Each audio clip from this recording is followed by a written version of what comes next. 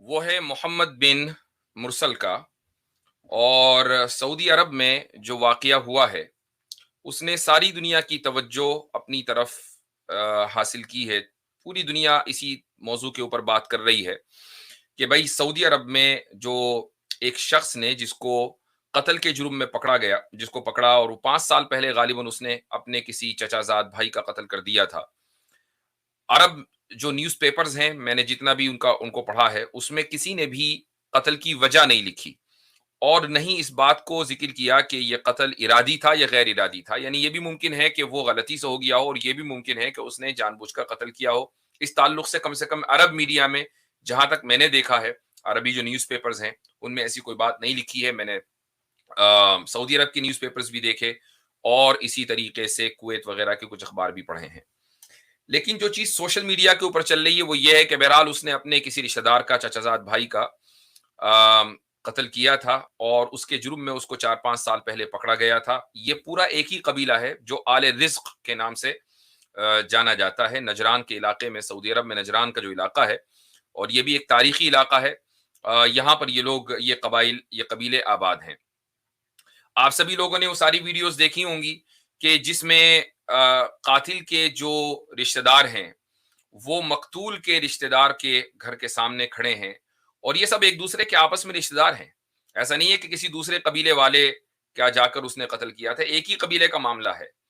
اور یہ جو رشتہ دار ہیں یہ اس کے گھر پر گئے، بچوں کو لے کر، بوڑھوں کو لے کر، اور اپنے ہیرے جواہرات، سونا چاندی، پیسے، سب کچھ لے کر کہ بھائی یہ ساری چیزیں قبول کر لو، لیکن قصاص کا جو حکم حکومت نے، عدالت نے دیا ہے وہ معاف کر دو، چونکہ تم معاف کرو گے تو پھر حکومت یہ قصاص نافذ نہیں کرے گی۔ اور تو یہ جو واقعہ ہوا پوری دنیا میں، اس نے ایک نئی بحث کو جنم دیا ہے، اور وہ واقعہ یہ ہے کہ اسلام میں جو قصاص کا، حدود اور قصاص کا جو نظام ہے وہ کتنا ایفیکٹو ہے اور کتنا ایفیکٹو نہیں ہے۔ سب سے پہلے بنیادی طور پر میں ایک چیز یہ کہنا چاہوں گا کہ قرآن کریم میں جہاں قصاص کا حکم دیا گیا سورہ بقرہ میں، اس میں اللہ تعالیٰ ارشاد فرماتا ہے کہ یا ایھا الذین آمنوا کتب علیکم القصاص فی القتلى، کہ اے مؤمنین، اے ایمان والو، تمہارے اوپر مقتول کے معاملے میں قصاص کو نافذ کر دیا گیا ہے، قصاص کا حکم تمہیں دے دیا گیا ہے۔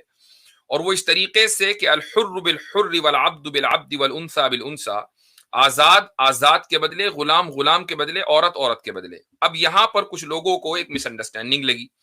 وہ مس انڈرسٹینڈنگ یہ لگی کہ وہ یہ سمجھتے ہیں کہ اگر ایک آزاد آزاد کو قتل کرے گا تب تو قصاص ہوگا، لیکن اگر ایک آزاد غلام کو قتل کرے گا تو پھر آزاد پر کوئی قصاص نہیں ہوگا، یا ایک مرد مثلا عورت کو قتل کرے گا تو عورت مرد کو پر قصاص نہیں ہوگا، یا اس کا الٹا۔ ایسا نہیں ہے، یہ ایک انداز بیان ہے، ورنہ جو مین اسٹریم مسلم جورسٹ ہیں ان سب کا یہ متفقہ فیصلہ ہے کہ اگر ایک مرد عورت کو قتل کرے تو بھی قصاص ہے، ایک عورت مرد کو قتل کرے تو بھی قصاص ہے۔ اور ایک بڑی تعداد علماء کی اس بات کی قائل ہے کہ اگر ایک آزاد بھی اگر ایک غلام کو قتل کرے گا تو پھر آزاد کو قتل کیا جائے گا، الا یہ کہ وہ اس کا اپنا غلام نہ ہو، یعنی اگر اس نے کسی دوسرے کے غلام کو قتل کیا۔ اچھا، اس کے بعد آگے جو اللہ تعالیٰ فرماتا ہے وہ یہ کہتا ہے کہ فمن عفی لہ من بھائی کا کچھ اگر تم اس کی درخواست معاف کر دو، فاتباع بالمعروف واداء الیہ باحسان، تو پھر معاف کرنے کے بعد جو بھی سیٹلمنٹ ہو رہا ہے اس سیٹلمنٹ کے مطابق فیصلہ کرنا چاہیے۔ یہ اللہ تعالیٰ کا حکم ہے۔ اور آگے اللہ تعالیٰ آیت نمبر 179 میں یہ کہتا ہے وَلَكُمْ فِي الْقِصَاصِ حَيَاةٌ يَا أُولِي الْأَلْبَابِ لَعَلَّكُمْ تَتَّقُونَ، کہ اے عقل مندو، تمہارے لیے قصاص میں ہی زندگی ہے اگر تم تقوی حاصل کرو۔ قصاص میں زندگی کا کیا مطلب ہے؟ ایک آدمی تو اپنی جان سے گیا، اور اللہ تعالیٰ یہ کہہ رہا ہے کہ قصاص میں ہی زندگی ہے۔ تو دیکھیے یہ جو خطاب اللہ نے کیا یہ عقل مندوں کو کیا، بے وقوفوں کو نہیں کیا۔ بے وقوفوں کو یہ بات کبھی سمجھ میں نہیں آئے گی، یہ بات آئے گی عقل مندوں کو سمجھ میں۔ اور میں ابھی آپ کو ایک چارٹ سے ثابت بھی کروں گا کہ یہ بات کس طریقے سے صحیح ہے۔ اللہ تعالیٰ یہ کہہ رہا ہے کہ اگر اس طرح کی سزا کہیں نافذ کر دی جائے، اور مثلا علاقے کے اندر سال میں 1 2 2 4 کچھ اس طرح کی سزائیں نافذ کر دی جائیں، تو پورا علاقہ امن و امان کا گہوارہ بن جائے گا۔ یہ نہیں ہوگا کہ لوگ ایک دوسرے کو قتل کرتے پھریں گے۔ ایک آدمی 1000 مرتبہ سوچے گا کہ اگر میں قتل کروں گا تو میری پھر گردن نپے گی سرے بازار، اور اس سے پہلے ایسا ہو چکا ہے، یعنی یہ حکومت ایسا کرتی آ رہی ہے تو میرے ساتھ بھی کرے گی، تو اس لیے وہ پھر قتل کے ارادے سے ہمیشہ باز رہے گا۔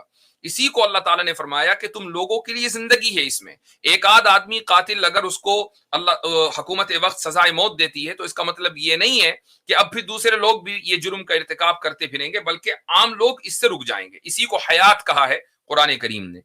اب آپ دیکھیں کہ جب سے سیکولرزم کا نظام پوری دنیا میں غالب ہوا ہے گزشتہ 100-200 سال سے، تو اس وقت سے یہ تحریک چلی ہے کہ بھئی اسلام میں بہت ہی زیادہ سخت سزائیں ہیں، چور ہے تو اس کا پروپیگنڈا چلا، یہاں تک کہ ابھی 3-4 سال پہلے جب برونائی نے اسلامی سزاؤں کا نظام اپنے یہاں نافذ کیا تو پورا ویسٹ جو ہے وہ کھڑا ہو گیا کہ بھئی آپ یہ کیا کر رہے ہیں، گویا کہ یہ ویسٹ کا مسئلہ ہو نہ کہ برونائی کا اپنا۔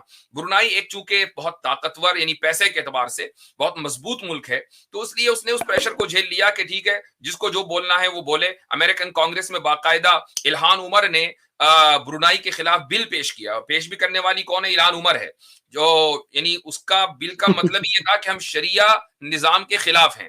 وہ بل پیش ہوا، امریکہ کی کانگریس میں وہ پاس ہوا، اور اس کی بنیاد پر برونائی کے بادشاہ کے کچھ ایسٹس جو امریکہ میں تھے ان کو سیز بھی کیا گیا، لیکن چونکہ اس کے پاس کمی نہیں ہے اس لیے انہیں اس کی کوئی فکر نہیں ہوئی، انہوں نے اسلامی قانون نافذ کر دیا۔ تو ویسٹ کے پیٹ میں ہمیشہ یہ مروڑ رہتا ہے کہ بھئی دنیا میں کہیں اسلامی نظام نافذ نہ ہو جائے۔ افغانستان ہے، افغانستان 2 سال سے اس وقت طالبان کے کنٹرول میں ہے۔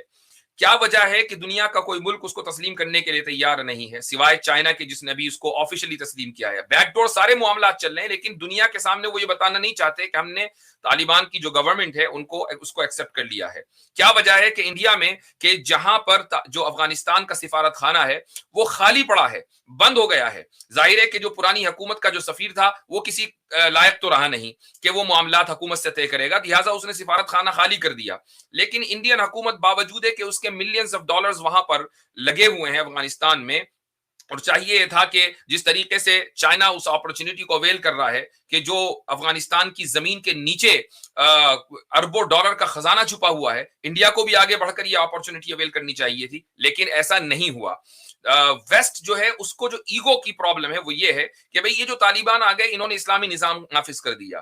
اب اسلامی نظام نافذ اگر کیا ہے تو اس کا مطلب یہ کہ وہ دنیا کو یہ بتانا چاہتے ہیں کہ جو ویسٹرن نظام ہے وہ فیل نظام ہے، ہمارے یہاں جو نظام ہے یہ کامیاب نظام ہے۔ آپ کسی بھی ولاگر کو ولاگ جو خبر ہے اس کے حاصل کرنے کا ذریعہ ہے۔ ظاہر ہے کہ ویسٹرن میڈیا جو رپورٹ کرتا ہے وہ باعث سے خالی نہیں ہے۔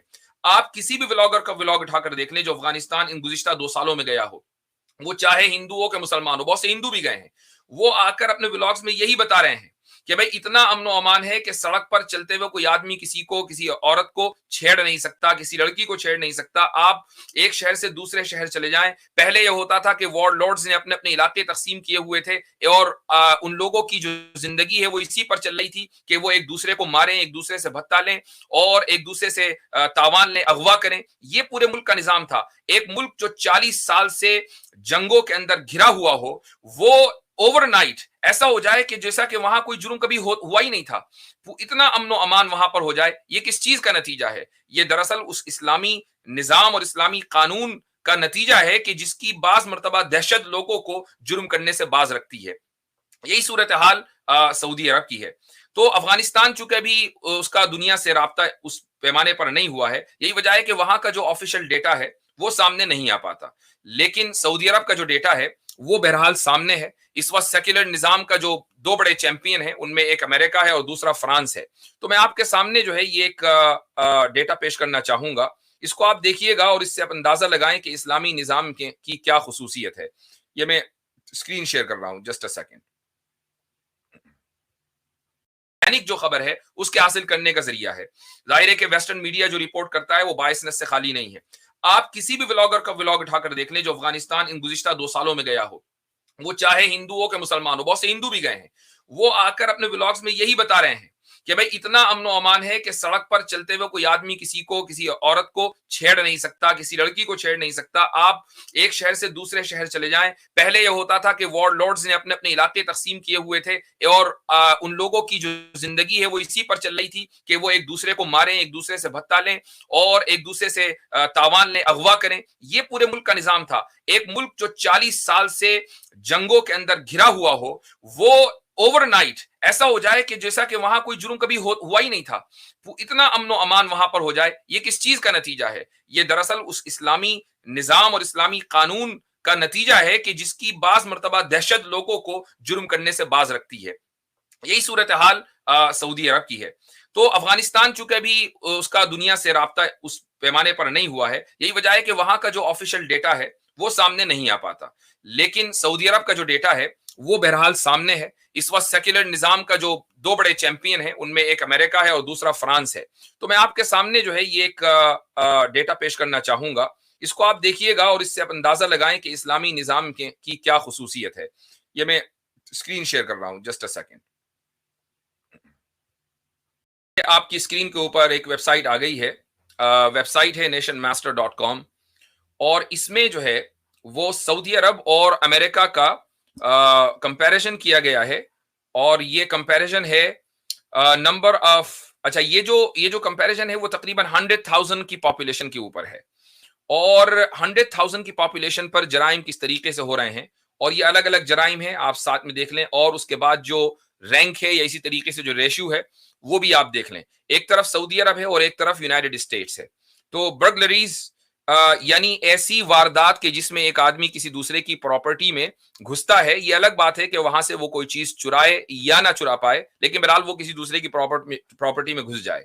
1,00,000 لوگوں پر صرف 0.1% سعودی عرب میں, اور جبکہ 714.4% امریکہ میں. اس کے بعد جو کرائم لیول ہے وہ ہے 23.41% سعودی عرب میں اور 55.84% امریکہ میں. یہ 2 times more than سعودی عربیہ, یعنی سعودی عرب سے ڈبل. اسی طریقے سے ڈرگز کا تو کیا کہنا, جو کینابیز ہیں ان کا جو سالانہ استعمال ہے وہ 0.3% ہے سعودی عرب میں اور 13.7% ہے, یعنی 46 ٹائمز زیادہ سعودی عرب کے مقابلے میں امریکہ میں. تو اب آپ اندازہ لگائیں کہ جو ڈرگز ہیں وہ دراصل جرائم کی جڑ ہے. ایک آدمی جب ڈرگ لینے لگتا ہے تو پھر اس کو احساس نہیں ہوتا کہ وہ کون سا جرم کر رہا ہے, وہ قتل بھی کرتا ہے, چوری بھی کرتا ہے ڈرگز کے نشے میں آ کر. تو لیکن ان ڈرگز کا استعمال کس قدر یعنی امریکہ میں ہے آپ اندازہ لگا لیجئے, سعودی عرب میں وہ آپ کے سامنے ہے. اسی طریقے سے جو دوسرے انداز کی ڈرگز ہیں جیسے اوپیم وغیرہ وہ 0.01% ہے سعودی عرب میں, جبکہ 0.57% ہے, یعنی 57 ٹائمز زیادہ سعودی عرب کے مقابلے میں. اسی طریقے سے جو جسٹس سسٹم پنشمنٹ ہے وہ دونوں برابر ہیں. اب یہ یعنی جو کیپٹل پنشمنٹ ہے, کیپٹل پنشمنٹ دی گئی اور 2014 کو ہی امریکہ کے اندر کیپٹل پنشمنٹ دی گئی. تو یہ دونوں برابر ہیں, یعنی capital punishment last execution year یہ لکھا ہوا ہے, یعنی دونوں تقریباً برابر ہیں, سیم ایز یونائٹڈ اسٹیٹس. اب اگر یہ ریشیو برابر آ رہا ہے تو پھر جرائم کے اندر اتنا فرق کیوں ہے؟ اس کی وجہ یہی ہے کہ جو کیپٹل پنشمنٹ ہے بھی کچھ امریکہ کے بعض صوبوں کے اندر وہ عوامی سطح پر نہیں ہے, تو لوگوں میں اس کا کوئی خوف نہیں آتا. مرڈر ریٹ 0.9% جبکہ 5% ہے یونائٹڈ اسٹیٹس میں اور 0.9% ہے سعودی عرب میں. رابریز ڈاکا 2.9% ہے جبکہ 146.4% ہے یونائٹڈ اسٹیٹس میں. ٹوٹل کرائمز, اب آپ یہ دیکھ لیں کہ ٹوٹل کرائمز میں کوئی موازنہ ہی نہیں ہے. 84,599 اگر سعودی عرب میں کرائمز ہو رہے ہیں تو 11.88 ملین کرائمز جو ہے وہ یونائٹڈ اسٹیٹس میں ہو رہے ہیں, 100 زیادہ. جی ہاں, تو یہ صورتحال ہے. تو بھائی اگر اسلامی نظام کہیں آئے گا تو پھر اسلامی نظام کی برکتیں بھی آئیں گی, اور وہ برکتیں یہ ہیں کہ معاشرہ جرائم سے پاک ہوگا. اور لوگ جو ہے انڈیا میں نے دیکھا کہ سوشل میڈیا کے اوپر بڑا زبردست ہنگامہ ہے کہ بھائی یہ کس طرح کا قانون ہے, لوگوں کی گردنیں اڑا دی جاتی ہیں, گردنیں اڑتی ہیں قاتلوں کی تو پھر قتل رکتا ہے, چوروں کے ہاتھ کٹتے ہیں تو چوری رکتی ہے, اور زانیوں کے اوپر جب کوڑے برستے ہیں تو زنا رکتا ہے, اور معاشرہ ان جرائم سے پاک ہوتا ہے. یہ اللہ تعالیٰ کا دیا ہوا نظام ہے. جی اصل میں قانون کا جو مقصد ہے نا وہ ایگزیکیوشن نہیں ہے, وہ ڈیٹرنس ہے. اب آپ دیکھیں ایمنسٹی انٹرنیشنل روز مطلب چلاتے ہیں گلا پھاڑ پھاڑ کے کہ capital punishment should be ban, and partially I agree with them. کیوں؟ کیونکہ جو کیپٹل پنشمنٹ باقی سیکولر کنٹریز میں ہے نا وہ ایسا ہی ہے کہ جنگل میں مور ناچا کس نے دیکھا, کہ کسی کو آپ نے مار دیا کوئی آپ ڈیٹرنس نہیں پیدا کرتے. لیکن جو ڈیٹرنس شو کرتا ہے شریعہ لا, وہ کیپٹل پنشمنٹ کو اس کیپٹل پنشمنٹ سے آپ کمپیئر نہیں کر سکتے. ایک انسان کی سب سے زیادہ جو ڈرتا ہے نا وہ اپنی جان سے ڈرتا ہے. جب اس کے سامنے کوئی وہ دیکھے گا کہ یار اس کا کانسیکوینس کیا ہے, so he will 99%